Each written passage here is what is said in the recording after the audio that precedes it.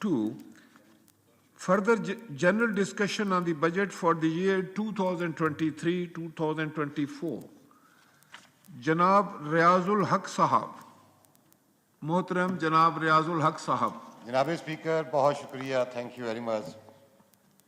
मुर्तज़ा अब्बासी साहब, आपका भी बहुत शुक्रिया, आपने बड़ी शफ़क़त फरमाई।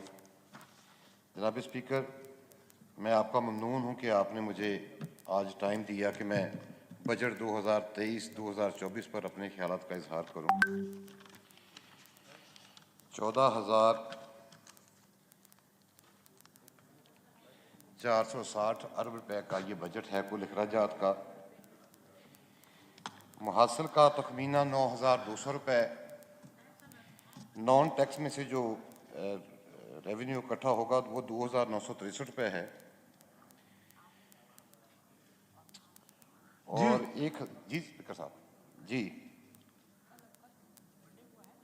7,000, इसमें सबसे बड़ी बात 7,303 अरब रुपए जनाब स्पीकर डेट सर्विसेज में चले जाएंगे।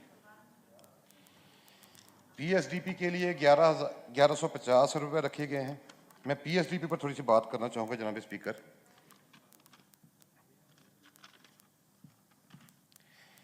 इंफ्रास्ट्रक्चर के लिए 267 अरब रुपये और 28% ये टोटल पीएसडीपी का हिस्सा है।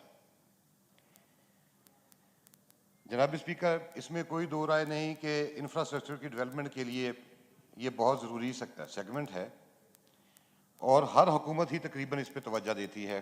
पाकिस्तान मुस्लिम लीग ने ख़ास तौर पे अपने तमाम अदवार में इस पर बहुत ज़्यादा काम किया। नेशनल हाईवे की ड्यूल कैरेज से लेके मोटरवेज़ तक का सारा काम पाकिस्तान का जितना इंफ्रास्ट्रक्चर है, अगर मैं गलत नहीं हूँ तो ये 70% पाकिस्तान मुस्लिम लीग ने किया। इसके बाद वाटर सेक्टर के लिए 100 अरब रुपये हैं जो टोटल पीएसडीपी का 11% बनता है।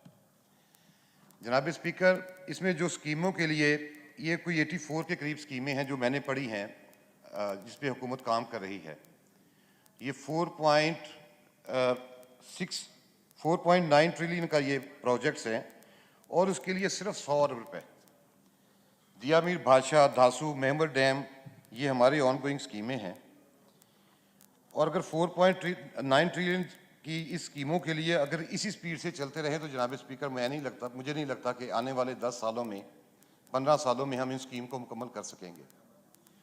पानी जितनी तेज़ी के साथ हमारे मुल्क का मसला बनता जा रहा है उस स्पीड के साथ हम अपनी इन तरक्की की रफ्तार को चलाने के लिए ना काफ़ी काम कर रहे हैं। इस पर बहुत ज़्यादा ज़रूरत देने की ज़रूरत है। मैं यहाँ पर मिसाल दूंगा कच्ची कनाल प्रोजेक्ट की। जनाब स्पीकर, बलूचिस्तान हमारा एक सबसे ज़्यादा नेगलेक्टेड एरिया है पाकिस्तान का, हमारा सूबा। ये कच्ची कनाल का प्रोजेक्ट जनाब स्पीकर 1999 में मियां नवाज शरीफ साहब ने शुरू किया था। इसका फ़ेज़ 1 अभी पिछले साल मुकम्मल हुआ है। फ़ेज़ 2 और फ़ेज़ 3 पर काम बाकी है।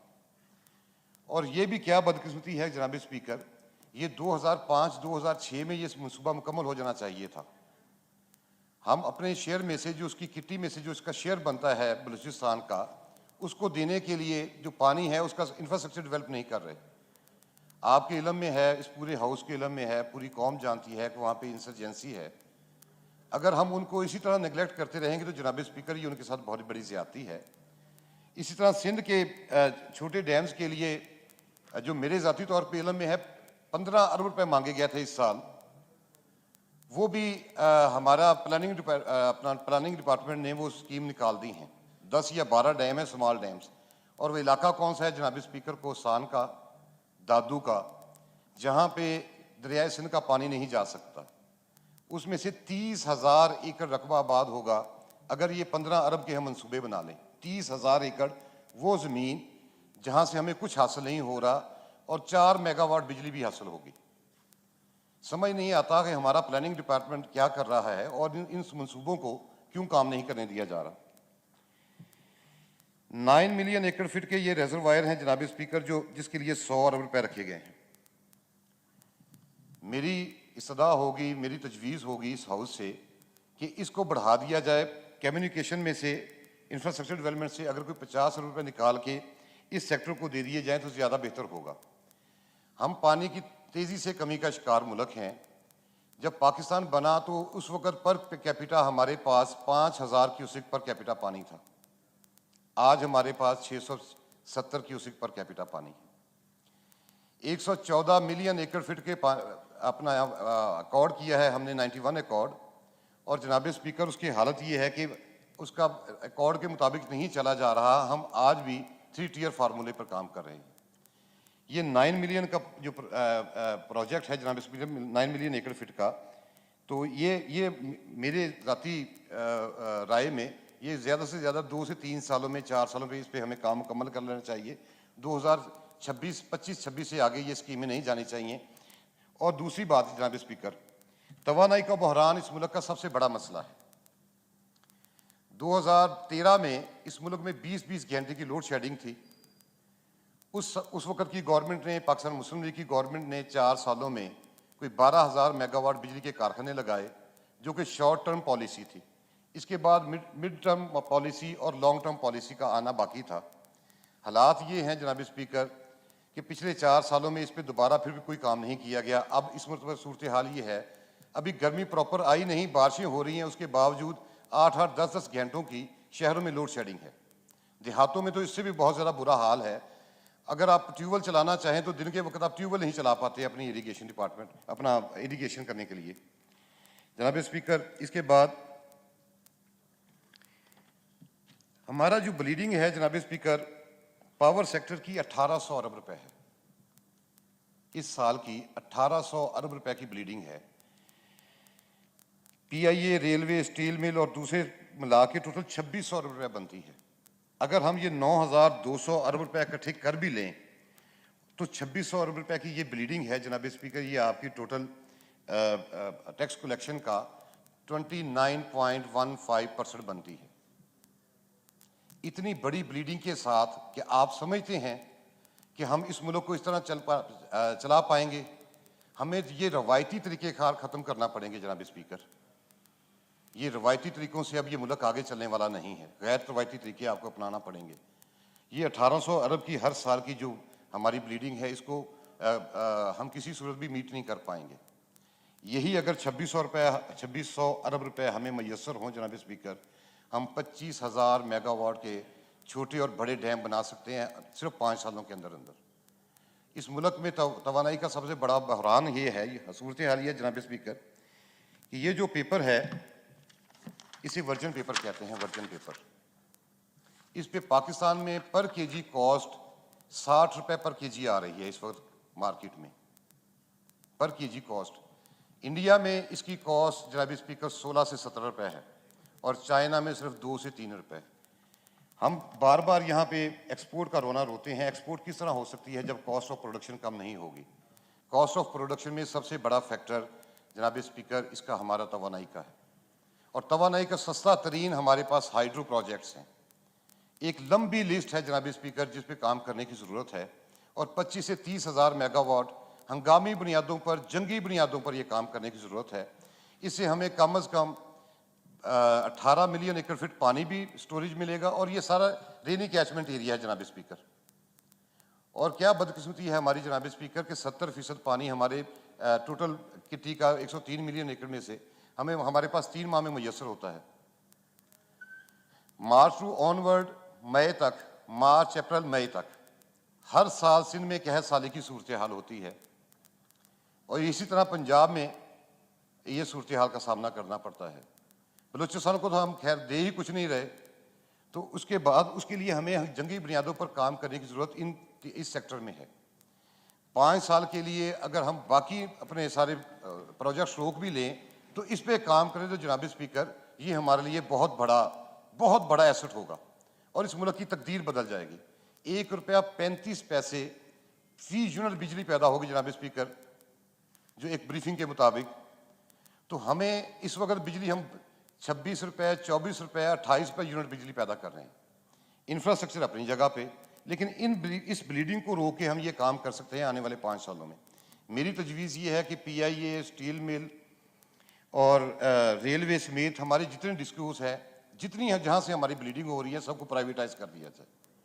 यहाँ पे जनाब स्पीकर 2015 में मैंने पहली मरतबा सुना चार्टर ऑफ इकोनॉमी के बारे में, और उस वक्त की गवर्नमेंट ने जो इसहाक डार साहब ने नवंबर 2015 का सेशन था जिसमें ये तजवीज़ दी गई, और उसके बाद आज 2023 है, 8 साल हो गए।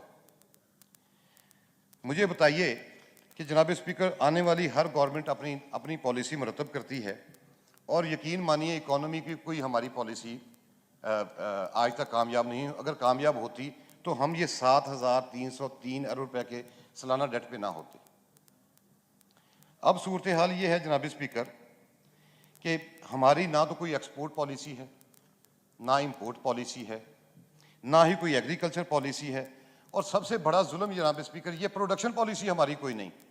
हमारे पास यही आइडेंटिफिकेशन नहीं है कि हमें किस किस सेक्टर में प्रोडक्शन की ज़रूरत है। बेतहाशा और बेमहार तरीके से हम इंपोर्ट कर रहे हैं, और अपनी जो लोकल इंडस्ट्री है उसको तबाह किया जा रहा है। एक तो तबाही की वजह हमारा ये पावर सेक्टर की ये होशरुबा कीमतें हैं, और उसके बाद जनाब स्पीकर ये हमारी पॉलिसी का ना होना है। पूरी दुनिया में हर साल $3 ट्रिलियन की FDI है, फॉरेन डायरेक्ट इन्वेस्टमेंट। हमें तो उसमें से बहुत छोटा सा पोर्शन चाहिए, और हमारे पास इतना ज़्यादा सेक्टर्स हैं जिसमें हम काम कर सकते हैं।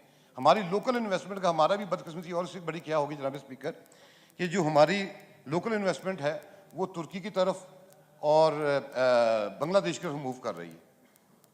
हमारा पिछले 30 सालों में टेक्सटाइल सेक्टर करके हम एक्सपोर्ट का बना रहे हैं। टेक्सटाइल सेक्टर इससे ज़्यादा एक्सपोर्ट नहीं कर सकता, और जितनी फीडिंग हमने एक्सपोर्ट के लिए टेक्सटाइल सेक्टर को की है, इससे आधी किसी दूसरे सेक्टर में की होती जनाब स्पीकर, सिर्फ इसमें की होती हमने तवानाई के लिए, तो जनाब स्पीकर ये हमारा मुआशी हालात ये ना होते। सिर्फ आप ये देखिए कि 2016-17 में 340 अरब रुपए का पैकेज दिया गया एप्टमा को, और उसके बाद 2019-20 में PTI की गवर्नमेंट ने भी कुछ 200 अरब रुपए का पैकेज दिया। अब जो आखिरी स्कीम देके गई है PTI की गवर्नमेंट, इसके लिए टेक्सटाइल सेक्टर के लिए और इंडस्ट्रियलाइजेशन के लिए जनाब स्पीकर 100 नई मिलें, 102 के करीब ये स्पिनिंग की नई और वीविंग की नई मिलें इंपोर्ट कर ली गई हैं ज़ीरो इंटरेस्ट रेट के ऊपर। ये इस मुल्क के साथ बहुत भयानक मजाक है जनाब स्पीकर। आपकी एग्जिस्टिंग जो इंडस्ट्री है उसके लिए तो रॉ मटेरियल अवेलेबल नहीं है, आप बाहर से इंपोर्ट कर रहे हैं। कॉटन की यहाँ पैदावार जनाब स्पीकर पहले 1,45,00,000 बेल थी 2016 में, और लास्ट ईयर इसकी बेल थी 2019-20-21 में। किसी साल भी हम 7 मिलियन से ज़्यादा 70 लाख, 65 लाख, 80 लाख से ज़्यादा बढ़ नहीं सके। ये हमारी एग्रीकल्चर पॉलिसी है। इसी तरह जनाब स्पीकर, अच्छा जनाब स्पीकर, मैं इसमें एक थोड़ा सा जिक्र करना चाहूँगा कि 1999 तक 2000 तक हमारा करंट अकाउंट डेफिसिट ना होने के बराबर था, हम ब्रेक इवन पे थे। उस वक्त 80s और 90s में गो हमारी पीपल्स पार्टी और मुस्लिम लीग की आपस में कशमकश की वजह से 2-2 साल की हुकूमतें रहीं, लेकिन मुआशी सूरत हाल इस हद तक ख़राब ना हो सकी। उसकी एक सबसे बड़ी वजह ये थी, ये दोनों हुकूमतें प्रोडक्शन को इनकरेज करती रहीं। अनफॉर्चुनेटली 2001 में जब परवेज़ मुशर्रफ साहब तशरीफ़ लाए तो 7-8 साल 10 साल तक उन्होंने इसकी हमारी जो प्रोडक्शन पॉलिसी थी इसको बुरी तरह तबाह बर्बाद किया, और ट्रेड पॉलिसी को इस मुल्क में एक नया परवान चढ़ाया, और जिसकी वजह से हमारी लोकल इंडस्ट्री बंद होना शुरू हो गई, और इंपोर्ट को इस मुल्क में एक नया ट्रेंड मुतारफ़ करवा दिया गया जो आज तक चल रहा है। ये 2004 में जनाब स्पीकर आप देखें तो हमारा करंट अकाउंट डेफिसिट 2004 में 4 बिलियन या 5 बिलियन था, और आज ये 70 बिलियन तक चला गया है। अगर उसी वक्त इसको रोक लिया जाता और इस पर हम अपने सेक्टर्स को आइडेंटिफाई करने के बाद प्रोडक्शन पॉलिसी को अपना लेते तो ये इस हद तक ना पहुंचते। आज भी हम कर सकते हैं, 5 से 7 साल लगेंगे मैक्सिमम, लेकिन उसके लिए हमें गैर रवायती तरीके अपनाना पड़ेंगे जनाब स्पीकर। गैर रवायती तरीकों में सबसे पहले ये बड़े फैसले करने की ज़रूरत है जनाब स्पीकर। ये जो ब्लीडिंग है इसको रोकने की ज़रूरत है, तवानाई की पॉलिसी बनाने की ज़रूरत है। ग्रीन एनर्जी का एक अच्छा प्रोजेक्ट है। इसकी तजवीज़ ये है जनाब स्पीकर, 10 मरले के मकान से ऊपर जो भी मकान बने उसको लाजमी कर दिया जाए कि उस वक्त तक उसका नक्शा पास ना हो जब तक वहाँ पे ये ग्रीन एनर्जी का प्रोजेक्ट ना लगे हर घर के ऊपर, और हर 5 मरला तक के घर के लिए हुकूमत को ये फैसिलिटी देनी चाहिए गरीब लोगों को, ताकि हम जो हमारी लोकल कंजम्पशन है उसको साथ साथ मीट करते रहें। इंडस्ट्री के लिए हमें आने वाले 1-2 सालों में अगर हमने कोई बहुत ज़्यादा जंगी बुनियादों पे काम ना किया तो जनाब स्पीकर, मैं आपको ये आज बता रहा हूँ, इस मुल्क में इंडस्ट्री 1 से 2 सालों बाद सर्वाइव करना उसका लिए मुमकिन नहीं रहेगा। आखिर में जनाब स्पीकर 1-2 बातें मैं अपने हलके के हवाले से करना चाहूँगा। ये एक स्कीम है जनाब स्पीकर, कम्युनिकेशन में 119, जनाब स्पीकर ये 2017-18 में भी रिफ्लेक्ट की गई थी। अब भी इस पे लिए हमने एहसन इकबाल साहब से और प्राइम मिनिस्टर साहब से रिक्वेस्ट की थी कि इसके लिए कोई थोड़े सी फंडिंग लाजमी रखें। ये इसका स्कीम हमारी पूरी एक डिवीजन को मोटरवे से लिंक करती है। इसके लिए ये DDWP 6 जून को हो चुकी है जनाब स्पीकर। ये रिक्वेस्ट ये है कि इसके लिए फंड्स एलोकेट किए जाएं और फौरी तौर पे इस पर काम शुरू करवाया जाए। आपका आखिर में शुक्रिया अदा करते हुए एक मरतबा फिर जनाब स्पीकर, आपने मुझे टाइम दिया, आपका बहुत शुक्रिया।